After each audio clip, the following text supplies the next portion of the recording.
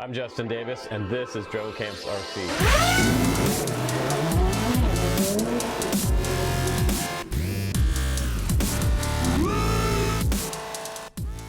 Hey guys, welcome back to the channel. Thanks for subscribing over the years. And today, before we get started, please do click my Patreon link down below because we're giving away a Futon 2 this month, and it is a Patreon only giveaway. So it's around $1 or more to sign up, any level you want. Now, this is going to be a 2.0 version of this review for FXT Viper Goggles.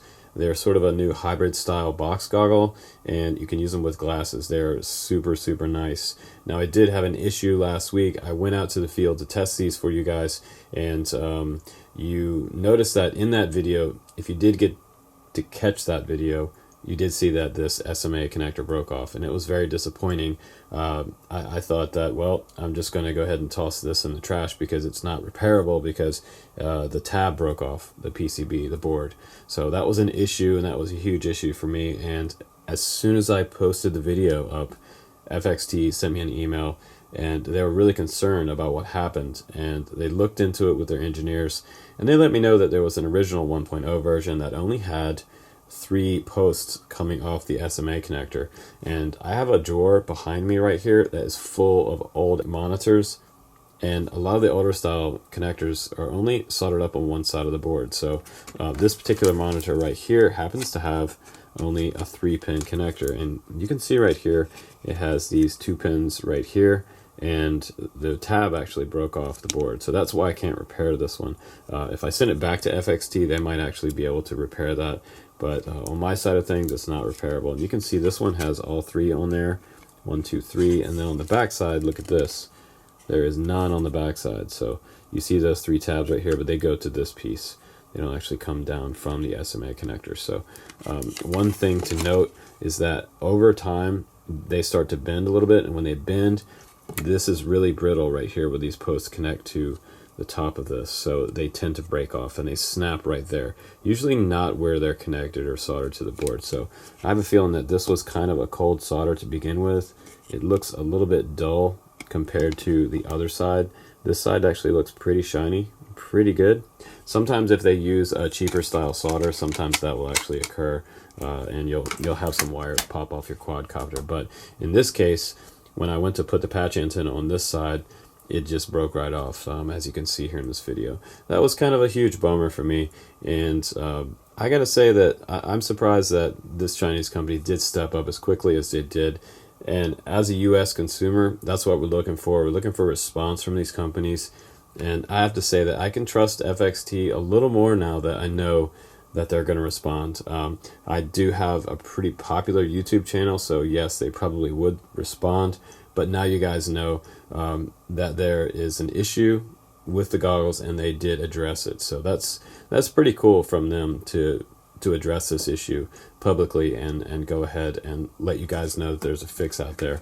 And this is the 2.0 version of that monitor with those SMA connectors. You can see there's 3 posts right here, and look on the back side right here. There are 2 on the other side. So when you have posts grabbing from both sides of the PCB, it just gives you much more durable longevity for this connector to that board. It's going to hold up a lot better with it grabbing on both sides of the board, as opposed to one side. It's just going to start moving around a little bit. You don't want this connector to move at all, and that's what this 5 style post SMA connector does. That's a very important upgrade for this particular monitor. So that original video was posted last week, at the end of last week, around Friday, I believe it was. And now here it is Monday, and I have a brand new monitor in my hand with that 5-pin connector. So they responded immediately and made sure it had an updated version. And it's not too hard to pop open this monitor right here. There are 4 bolts right here. You can pull those 4 bolts off the back side of this, and you can just take a peek for yourself if you have these goggles. You can look inside here and see what type of pin connector you have on your SMA connectors, and that way you'll know which board you have. But let's go ahead and get started with this review, because I think you guys are going to like these a lot. There's a lot of features packed into this particular set of goggles. The FXT Vipers were really popular with a lot of reviewers, and they were sort of hailed as the best box goggle ever, and I think they're pretty good. and I think they're on the right direction. So I'll go ahead and show you some of the internal features of the monitor now, and then we'll go outside and we'll do some flying. Here we go. Hey guys, welcome back to the channel. I'm Justin Davis, and look what I have to review for you today. This is the FXT 5.8 Diversity Goggles with built-in DVR and detachable monitor. This is pretty cool, mainly because you can wear your glasses with these goggles. So finally, let's have a round of applause. A company has made some goggles, and they look kind of like box goggles, but they're not. They're kind of a hybrid.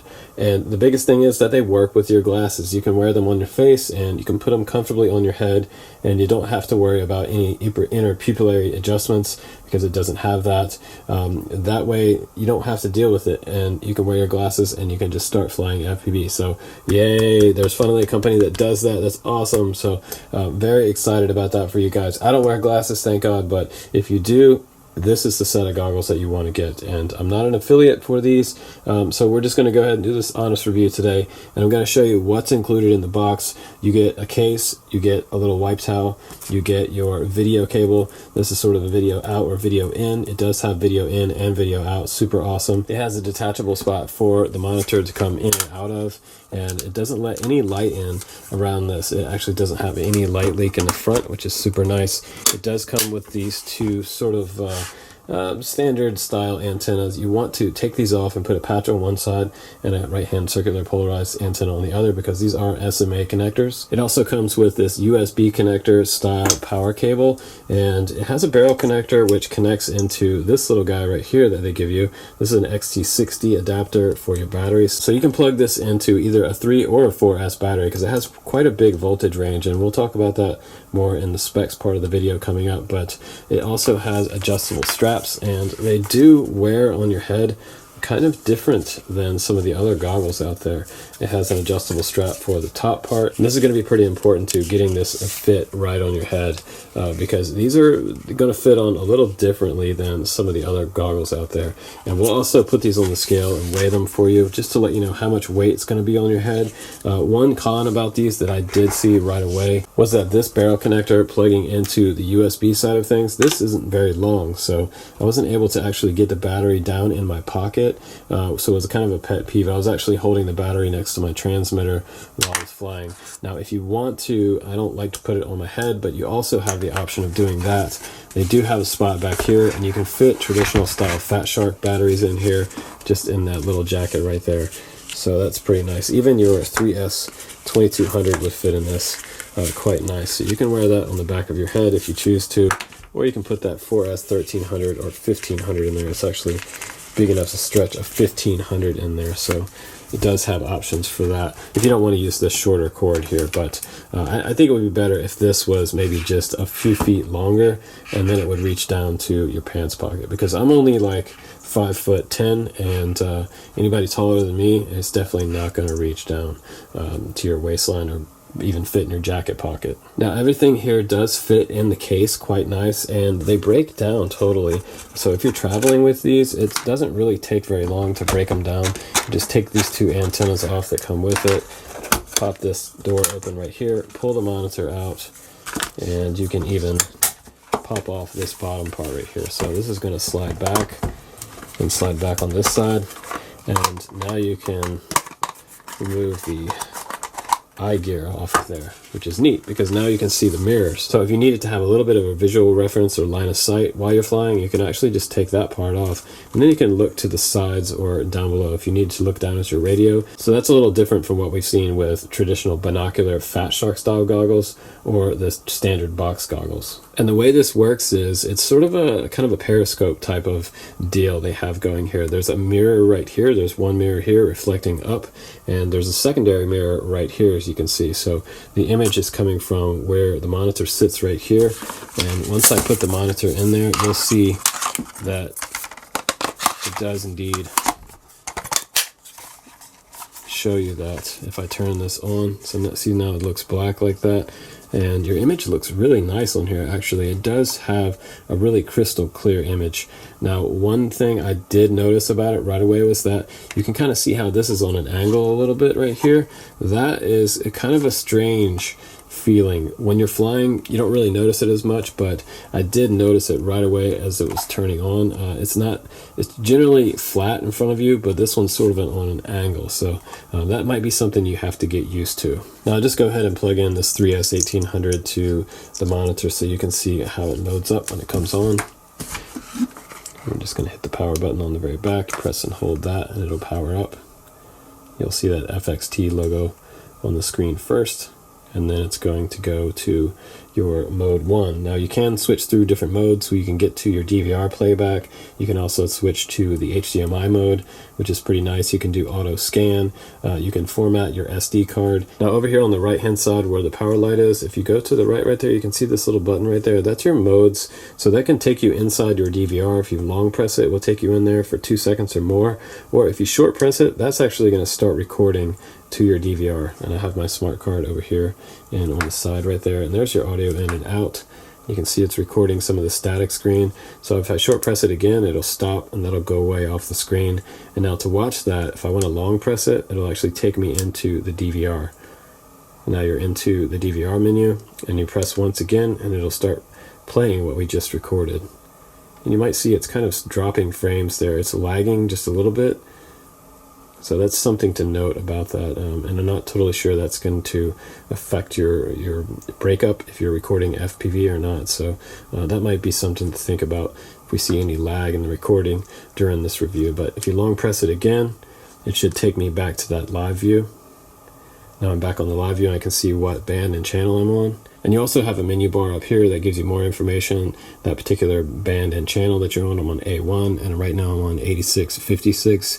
We have been on now for 4 minutes and 29 seconds, and it also tells me my battery voltage that I have left in my 3S battery that's powering the monitor. So that's kind of nice that you have all that information there.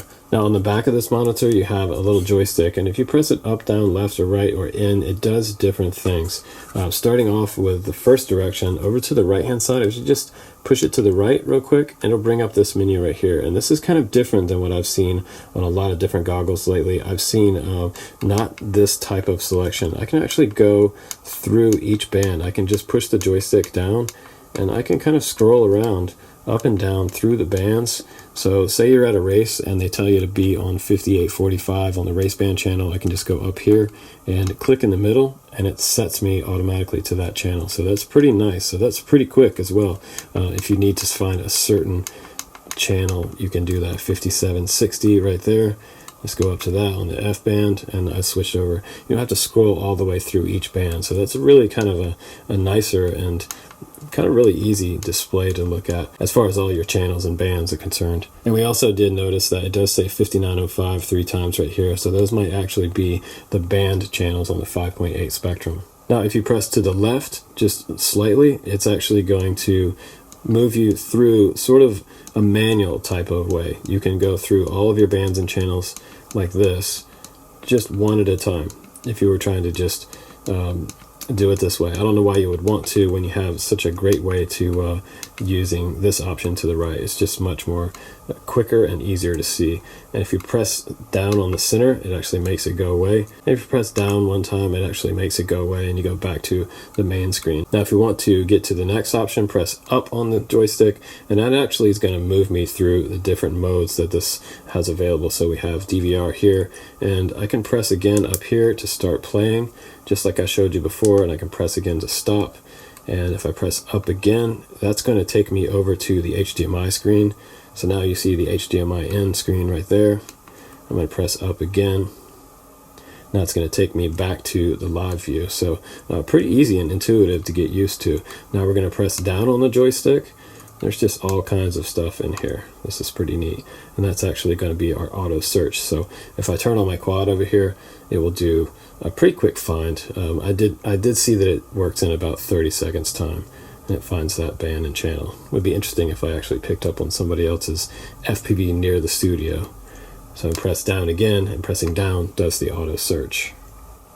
And over on the left hand side you have one little port right here, and that's your HDMI in port, so you can watch movies or any type of HDMI in that you would like to do. One thing we do have to note about this particular set of goggles, that it is locked into the 16:9 ratio, so it's actually going to squeeze in the smaller cameras to fit this screen. So if you're not flying with 16:9 camera, you're going to get a little bit of distortion, maybe the bottom of it cut off actually, because 69 is just much wider than 4:3. And you'll notice that inside the specs right here, it does say aspect ratio is 16:9. So maybe they'll update that with a firmware update and allow some of us to fly some of the other 4:3 cameras, because a lot of cameras that are coming out right now are actually coming out in 4:3. So that's going to be pretty important that they update the firmware somehow, maybe with the micro SD card port there.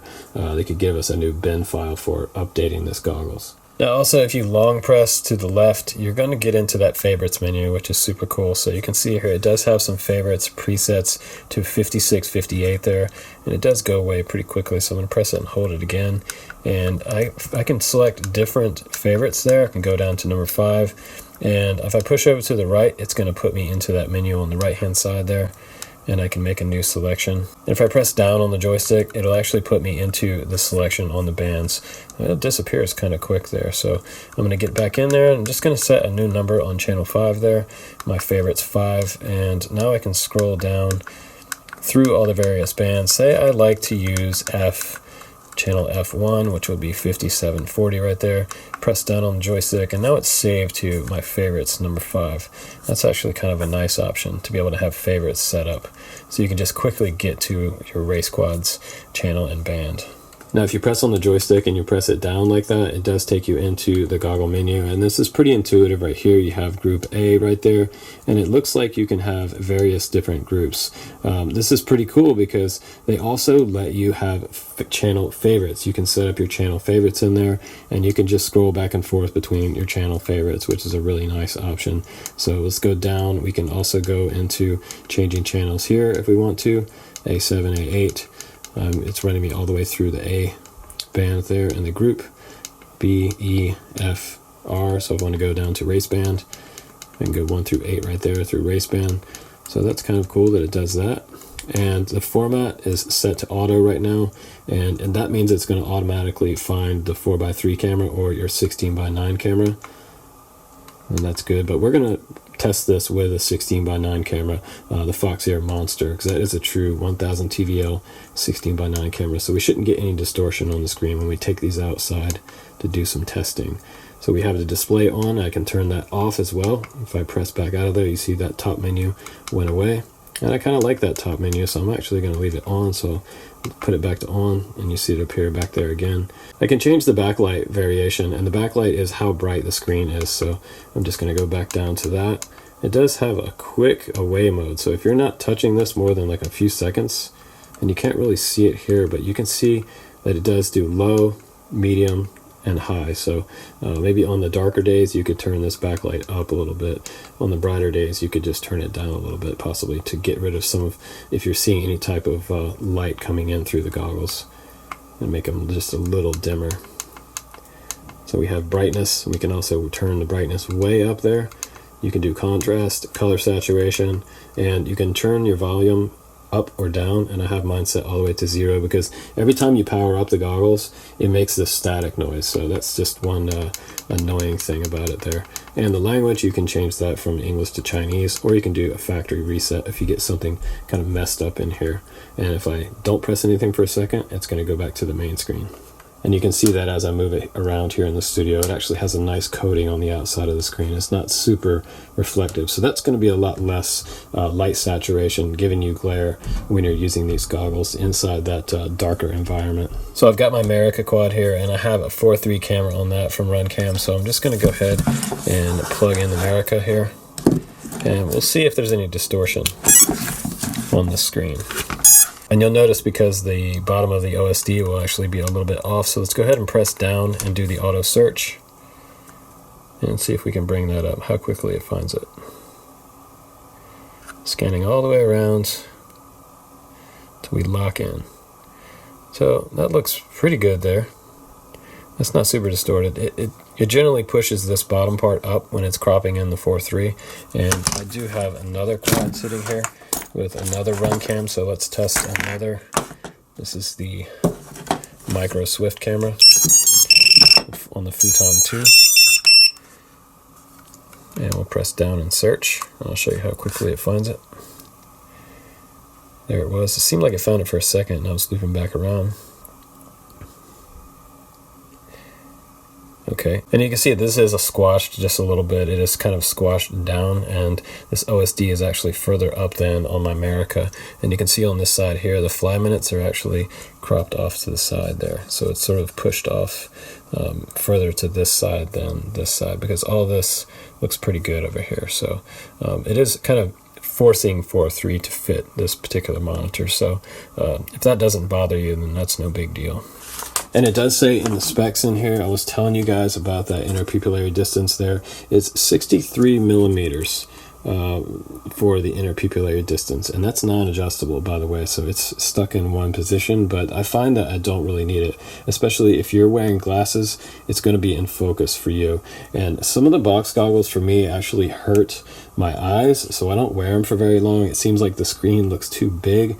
But this is not an oversized looking reflection that you have inside these goggles. So it's not overbearing. It doesn't look gigantic. The field of view on them is 45 degrees and reflectivity is 85%. So it's a kind of a nice non-reflective type of screen. And I'll just go ahead and set these on the scale without a battery and with the cable and weigh them for you guys. Let you know what they weigh on the scale in grams. So we're looking at around 597 grams. If you add the 3S 1800 to the mix, if you're putting that on the back of your goggles, you're looking at around 704 grams for an 1800. So that's not super heavy, but let's check out some Fatsharks on the scale next to these and see what the weight difference is. And I've got some Fatshark HD3s here. I'll just set those on the scale. We'll put those two dipole style antennas on there to be fair. 252 grams. Now, what about with the battery? These are quite a bit lighter. 341 grams with the battery versus 700 grams. So quite a huge difference with Fatshark goggles versus the FXT Vipers. And it says we do have 37 channels, so they are omitting the channels that we have duplicated inside there that I showed you earlier. It supports any SD card, micro SD card up to 32 gigabytes, so that's cool. The connectors are SMA, and the voltage range is actually 7 to 28 volts, so a 2S battery all the way up to a 4S battery would totally safely power these goggles. If you do something like a 3S 2200, it's probably a nice size, and you'll probably at least get like 4 to 5 hours worth of use time out of a 3S 2200. That's usually the battery of my choice. So, and like I said before, you can fly with these on or with them off, and this does actually fit your glasses inside it. I have a friend who has glasses, and he tried these on, and they actually do work with his glasses on or off. So, also guys that don't wear glasses, you can still fly these. That's no big deal. But check out the mirror there. You see how the mirror works in there? See if I put them to the side there? You just see them when it's looking straight on. And there is a little bit of an angle on this lens. So that's one thing about this type of this sort of periscope type of reflection. And you can kind of see that reflection in there. You can see if I move them to the side right there, it in fact is a mirror. And that's pretty cool, but it does look super bright. It's hard to see on the video, but it almost looks like you're looking directly at a screen. I guess the only thing that bothers me a little bit is that there is a little bit of an angle on the screen. It's not totally flat, so if you're looking at it like a home theater projector and it's a little bit tilted on the wall when you're watching a movie, that kind of bothers you. This is sort of what I'm explaining here. That's kind of what it's going to be like when you're looking at that screen. You can almost see it's just tilted forward just a little bit. Okay, so we're just going to plug in a quad now, and I'll show you how that 16:9 camera looks on the screen.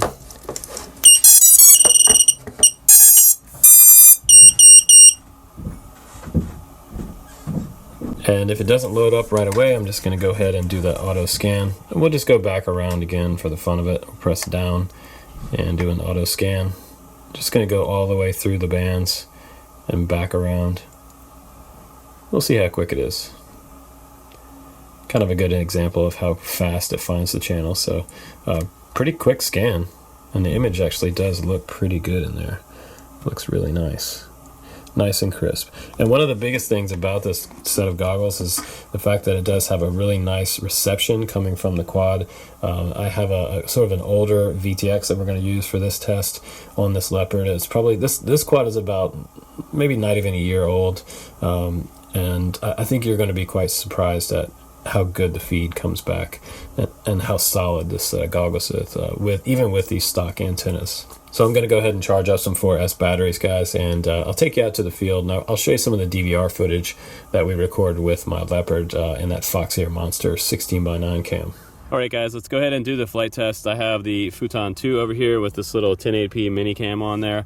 We're going to test these out with the 2 dipole antennas that came with it in the box. I'm going to show you how that works with the DVR, and then we're going to record some with a patch antenna on there as well, and we're going to use a TBS Triumph antenna. So we should be good to go. Let's go ahead and take off. We'll do our first test, and then we'll follow up with a little better antenna setup there with a patch antenna.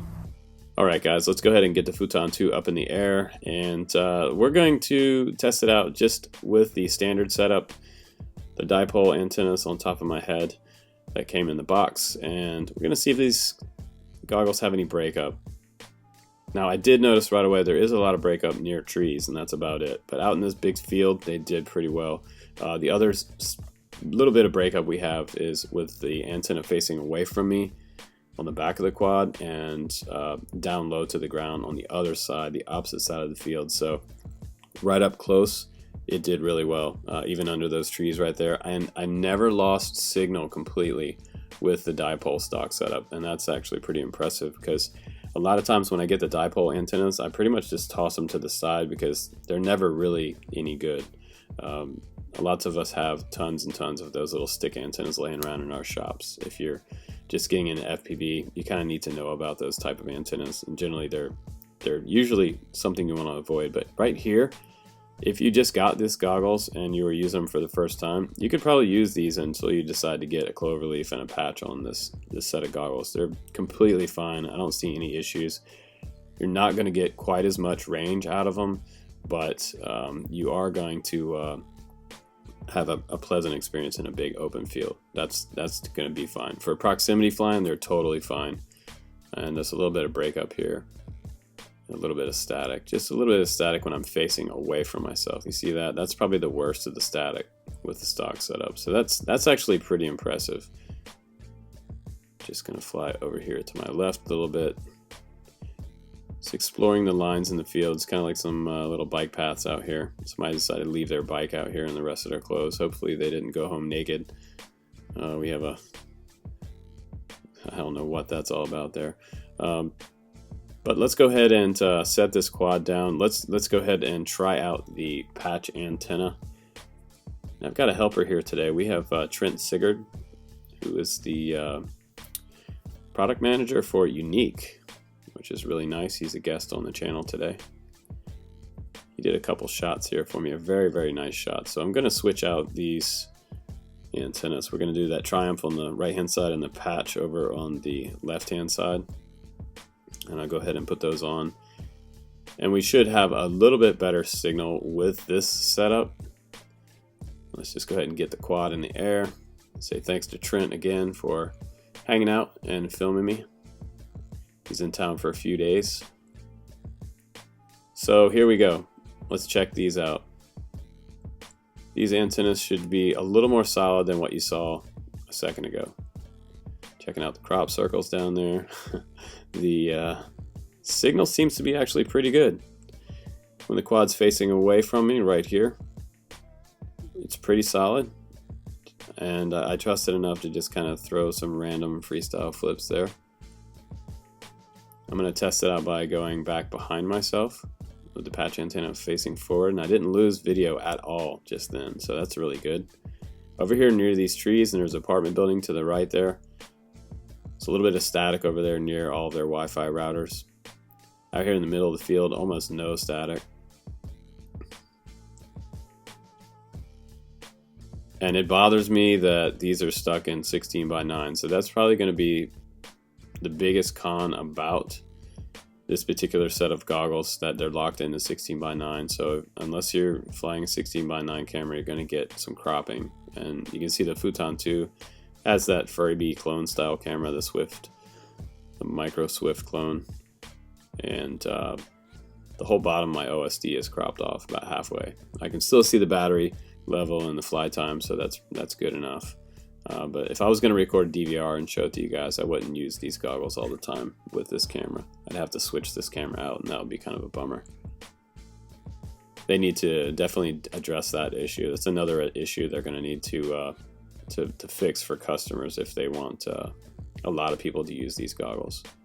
But the coolest thing, like I said again, about these goggles is the fact that you can use them with glasses. And Trent has glasses here today, and he was able to put his glasses on and be able to see through these goggles no problem. Just dip under the tree there. We lost a little bit of video going under the tree, a little bit of static there, but the frame rate seems to be pretty good on these, even down low to the ground. The DVR recording is pretty good.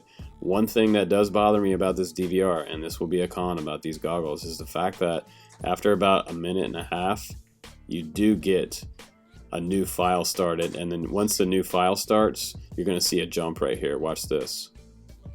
You see it stutter right there? That little bit of stutter is starting a new video file. And Fatsharks and the SkyZone 02s, the Sky 02s, the Sky 03s, neither one of those goggles do that. So that's kind of a pet peeve of mine, that it actually does start a new video file after a minute and a half. That's not going to be very good for me at all. I don't know if it bothers you guys, but it does bother me. So I wouldn't use this DVR on my personal or even some of the drone camps videos. But from what I see right here, this looks pretty good. The image quality looks decent, and there's not a lot of static in the screen. So for guys that wear glasses, these are kind of a no-brainer for sure, and the price is pretty good. And FXT addressed the issue that I had with the SMA connector popping off there, and they did upgrade them to a 5-pin connector. So I gotta say that FXT Technology is a company that you can trust out of China, and I would trust them with my money. So thanks for watching this review, guys. I'm Justin Davis. I'll see you on the next one. Take care.